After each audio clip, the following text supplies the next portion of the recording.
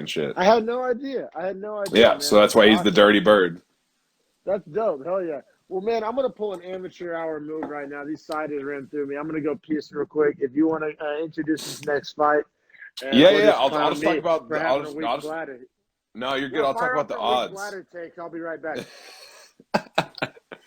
So while DMAC has the weakest bladder on earth, we have another flyweight fight. We're getting the co-main here, so this is going to be the women's flyweight championship, 125 pounds. Herb Dean was the ref for this. Usually Herb Dean would get the main event. Super happy to see he got the co-main. That shows a little bit of change from the NSAC, Nevada State Athletic Commission, which is what I believe Herb Dean is not the best ref anymore. That'll be a question I'll ask DMAC when he gets back. We can go over it. But to go ahead and introduce the fighters here, we have Valentina Shevchenko, who is the younger sister of the girl who fought earlier, Antonina Shevchenko. Valentina is the champion. They do fight at the same weight class. She is about 2 years younger, and she is the minus 2,000, you heard that right, minus 2,000 favorite coming into this fight against number 4 ranked Jennifer Maia, who is plus 950 on the odds. Now, I will note, Shevchenko's odds in her last, I think, 3 to 4 fights have all been minus 1,000 or longer. So for Shevchenko to have a minus 2,000 here is like, this is her most guaranteed fight. But then when it played out, it was probably her least guaranteed fight. And I was really surprised. I think Vegas is just, they know that she won't lose to these girls, so they're putting numbers up that are just astronomical, so they cannot lose money on them. Yeah, and yeah, I know I'm coming in, but I'm picking up what you're putting down. But yeah, so they put up a list of like the past like 5 Shevchenko odds, and they were all over 1,000.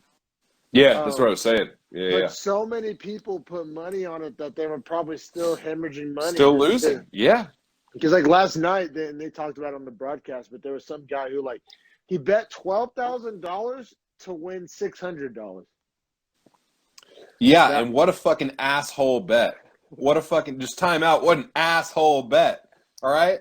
If you have 12,000 to drop and you just want to make 600 back, give me 12,000. I'll turn that shit on the street very quick. Very quick. I could sell fucking waters at Walmart and turn that money. Oh my God. Yeah, no, that's how confident people were in Shevchenko. Because, you know, we see these odds and, you know, it gives us an idea. But whenever somebody actually puts, you know, 12,000 real dollars to only win 600 real dollars, it just puts it in. It's like a real life example. Like, let me ask you this, D-Mac. If you had $100 and I looked at you and said, hey, bro, this shit's guaranteed. You put down that 100, I'll give you 105 back. What the fuck is the incentive in that? I just feel like I'll just keep my 105 bucks and shit. Yeah. Like exactly. That's the real mathematical like breakdown. Is like $100 would win you 5 last night. Like, who gives a fuck about that? That's ridiculous. Who's touching that? Yeah, exactly. Which, you know, it's really just the ultimate respect to Valentina. She's such a dominant champion. It's a blessing and a curse because like it's so automatic that her championship fight is like it's the co-main on like a super shitty pay-per-view. Like I don't know, it's like it just doesn't make for good television. It in a sport like the UFC now, if and I'm not saying by any means she should go to like pro fighting league, but like in their model, whether it's like an actual season and like you can see somebody dominate, like when people love watching Alabama go 13-0 or whatever, or Duke, or you know, people like powerful dominant things, but whenever you're fighting once or twice a year and it's always a landslide victory, it doesn't make for the best television. You know what I mean? It's harder to appreciate the dominance in that format. Let me ask you this. Do you think she's the most well-rounded champion of the champions in the UFC? I think like before last night, I may have not agreed with that, but I mean, she just, along with her sister Antonina, they're both showed their grappling just level up. It's like they unlocked a 2K badge or something like. Well, and like Valentina was doing that last night to a Brazilian Jiu-Jitsu black belt. You know what I mean? Like Maia was on the ground with the black belt for like 18, 19 minutes. Was essentially the bigger woman too, the stronger woman. It looked like physically, so that made it that much more impressive. But yeah, let's dive in here because I mean, it's real easy to say, look at the massive money line and then look at the final scorecards and say that it wasn't close and that it was Shevchenko being Oh, Shevchenko. But whenever you this take a little deeper dive, it was way more interesting than anybody thought it would be, including myself, and this was her including the closest guy that fight. bet $12,000. I'm sure. Yeah, he was probably sweating his nuts off in the second Yeah, round. yeah, Like yeah, for sure. this is the closest fight for Shevchenko that I've seen since she's fought Nunes, which that says a lot. Like you're talking about the And greatest just female a fighter of weight all class, time. like really, or two up Yeah, in the yeah, grand scheme of things. And yeah, yeah. no, Shevchenko's skills are just, and like the velocity, like it's almost reminds me of like a baseball pitcher that can just throw 97, but he like whenever you like watch him pitch, it like looks like he's just throwing a lollipop. Like I don't know, just the effortless velocity on those strikes is just kind of God given, right? Like it's just kind of Right. like you either got it or you don't. Like it's like a fucking snake strike, just like sabow. Like Well, like she is. So they both went to Antonina and Valentina. This is both went to a Russian School of the Arts, and Valentina went for Russian ballet, and Antonina went for camera yeah, operator, that's right. That's which is right. super weird as far as like how camera operator would translate to fighting. But I can see how Russian ballet would translate, and that Yeah, but is it that also her just hip shows that flexibility. like people are well-rounded, complex things, man. Like I'm Oh, all for for that, sure. bro. Oh, for For sure. sure. And I'm just saying Shevchenko, like her skills before fighting translate very obviously to fighting. Right? And Like the Russian ballet, post-fight celebrations are fire. they do look good. They look Oh good, man. right? So actually, I want you to do an in-depth breakdown of round one because I'll be completely honest. My stream started being dog shit in round one, and I switched to my phone after that, and it was fine. But in that round one, I did miss like a good, decent chunk because of my stream fucking up.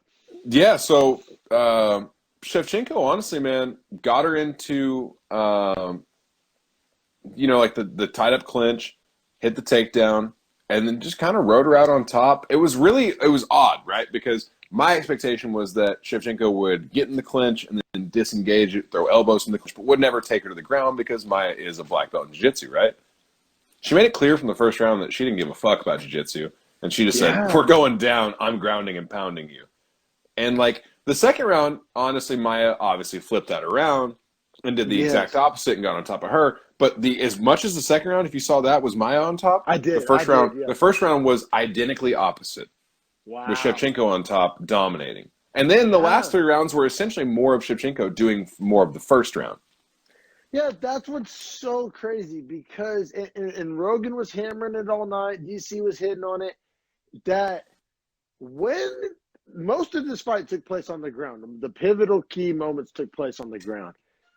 First off, like a lot of people, if you would have told them before the fight that most of this fight would take place on the ground, that money line Oh, would have not been anywhere close to what it let was. me give you a quick example of if you said more than 50% of this fight will take place on the ground, that would have been a plus 360 probably just on Yeah, Vegas. no, Like that would be almost four times unlikely than because what did happen. Shevchenko's stand-up advantage was just like overwhelming, and in the brief Yeah, moments where they were at quote unquote B range, Shevchenko was really dominant in that. Those quick strikes that I was talking about, those snake bite like dude, the fucking fourth and strikes. fifth were starting to get pretty ugly for Maya because she was starting Yeah, to run a little bit lower on energy, and Shevchenko was like, "I can still strike, bitch. Like I'm here." yo, definitely, especially that fifth round. But what I'm just getting at is, and what Joe Rogan failed to see, and what I still don't fully understand, and besides just big dicking or maybe challenging herself, is just why what was the motivation for taking it to the ground so good? Now, granted, she got the win. I mean, she looked great on the ground, but I mean, she was dominating on the feet. Like, was you think it was just a surprise factor, or like I don't know? Like, do you have like a hypothesis for like what the fuck? Like, why Uh, was she so ground focused? Like, it's maybe better than a hypothesis. In her post-fight interview, they asked her like, "Why did you go to the ground so often? Was that something you wanted to do?" Like they blatantly just asked her in the post-fight, and she said, It's not really my decision. I think she's one of those fighters, and this sounds crazy. She is a flow state fighter. Like when she gets in there, it's not her brain that's telling her how to fight. It's her literal like physical reactions. Yeah, yeah. And so she was saying like whenever she got into the clinch with her, she was like, I felt that I was stronger like as soon as we were in the clinch, and I decided like at that moment, I can take this to the ground if I want. And then I think she just saw success in the first and decided like, I'm gonna do this. No, I feel you. I feel you. It's like. It's like, okay, Kyler Murray, you can run a 4.3. Why don't you run it more? It's like, because I can pass too, bitch. Like yeah. What I'm saying? Or like, it is. LeBron, it is. Like, why don't you just go to the hole every single time? Because I'm a well-rounded Because I can shoot player, threes and I can facilitate. Yeah. And I get that. Like when you reach a level of greatness where you're so great. That she like Bingo. To put her in the conversation with LeBron is not like a false equivalency. Like that is no. ballpark. Like there's a level that she's reached where you get mentioned with the elite. I mean, she's so dominant. I mean, like we love on this podcast and what talking head and UFC fan doesn't like projecting and who can take the belt and who's challenging. It's almost like a moot point in this division because it's just like dog, it's the same. It's the same at 35 as it is at 25. As much as Nunes controls 35, Valentina controls 25. Like and Nunes can't make the weight. Valentina can go up to 35 and lose a split decision to Nunes. So it's razor thin as to who controls 35 between those two. Yeah, like 35, sure. like 35 is such an interesting weight class only because Shevchenko could take that from Nunes, but she could never make 45 and take it from Nunes. They're just different sized women. So it's one of those things of like, and this might be a Jones Adesanya argument that we are seeing play out in front of us in female bodies rather than males. And then it's also the reason why there's 97,000 fucking strawweights because everybody's like, I don't want no part of either one of that. There's like the path of least resistance, as they say. But yeah, I mean, Shevchenko, like I said, I just wanted to mention that she's reached like a level of greatness that where she gets mentioned with the greats of not just combat sports, but especially when you talk about women's sports, like I mean, she's up there with the Serenas and the fucking, you know what I'm saying? Oh, for sure. The Steffi Grafs, like you're talking about like a legend of the sport that will never be forgotten and will always be talked about as being one of the greatest competitors in that sport, regardless of weight. Well, and UFC and MMA is a sport where we usually see like quick ascensions and quick falls, like sustained greatness is like there's not a lot of like Tim Duncans of MMA. I mean, there's select absolutely true. That is so true, man. Like it's usually pretty, but I'm saying, bro, like there is nobody on the horizon that is like a threat. Like.